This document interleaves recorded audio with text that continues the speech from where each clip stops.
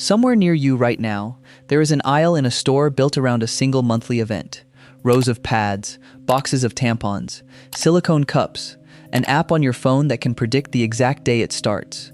You've probably never wondered what your ancestors reached for instead. But the real answer is far stranger than moss or leaves, because the first question isn't what they used, it's whether they bled nearly as often as you do. They didn't. Not even close. To understand why, you have to meet an anthropologist named Beverly Strassmann. In the 1980s and 90s, she spent years living among the Dogon people of Mali, a farming community whose way of life still followed older rhythms. She wasn't just asking women about their cycles, she was tracking them, carefully, over long stretches of time. And what she found rewrote the whole picture. A Dogon woman menstruated, on average, around 100 times in her entire life. Just 100. Compare that to a woman in a modern industrialized country who may bleed 350, 400, even 450 times. Same species, same body, wildly different experience. Why the enormous gap? The answer is that menstruation, historically, was the exception, not the rule. Your ancestors started having children young. They spent years pregnant. Then they breastfed each child for 2, sometimes 3 years, and intense, constant nursing suppresses ovulation.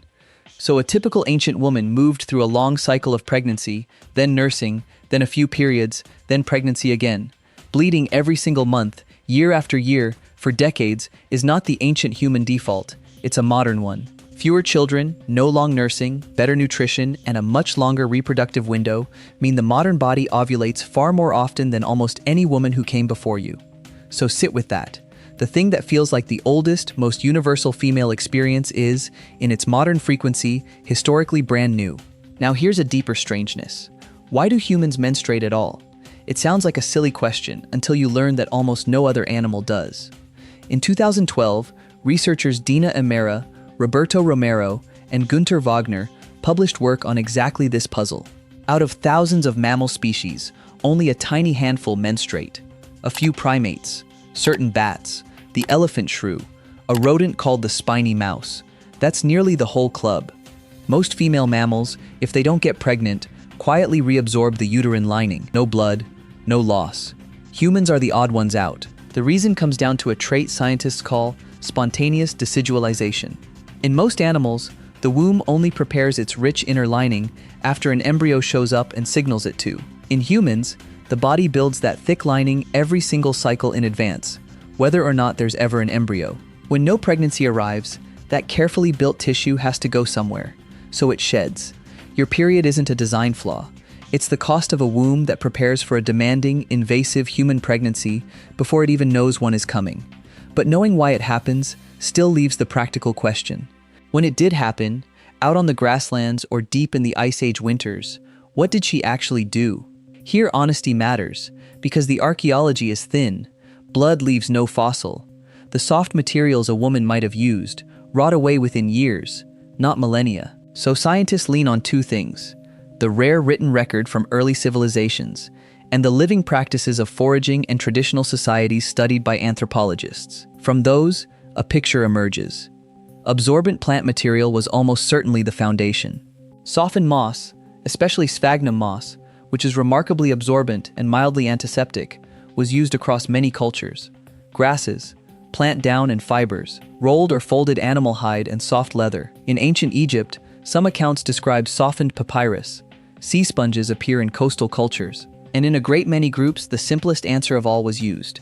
Loose clothing, a squatting posture, and blood that was allowed to flow and then washed away, in a world with far fewer periods to manage in the first place. But the most fascinating part isn't the material, it's the meaning. In a striking number of traditional societies, menstruation was marked by seclusion, a separate hut, a special space, time set apart from the daily work of the group. And for a long time, outside observers looked at that and saw only one thing: shame, taboo. Women being hidden away because they were considered unclean.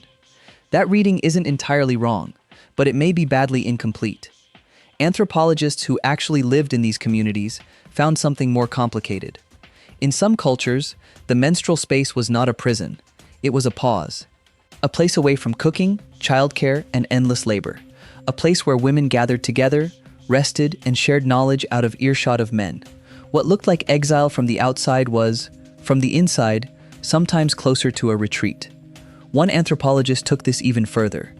Chris Knight, in his book Blood Relations, argued something bold. He proposed that in early human history, women's cycles may have tended to synchronize, roughly tracking the phases of the moon, and that this shared, collective rhythm could have become a source of social power rather than weakness. His theory is debated, and many scientists are skeptical of the details, but the core provocation is worth holding.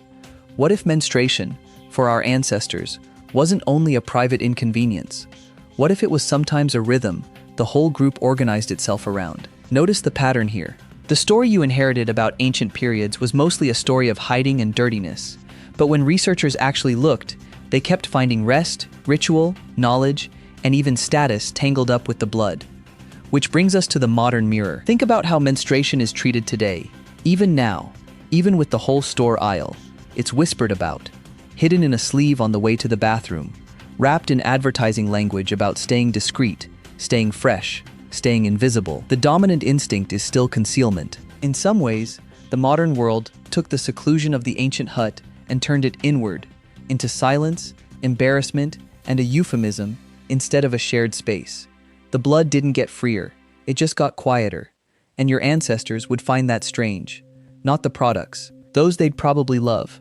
What they might not understand is the loneliness of it.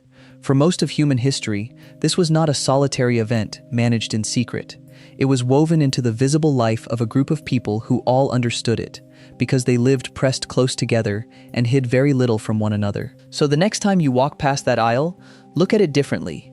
Every product on that shelf exists to solve a problem your species has been quietly solving for 200,000 years, with moss and hide and shared huts and the phases of the moon. The tools changed. The bleeding did not. And the woman standing where you stand, 10,000 years ago, was not ashamed and was not alone. She was simply doing what women have always done. She just did it far less often than you, and almost never by herself.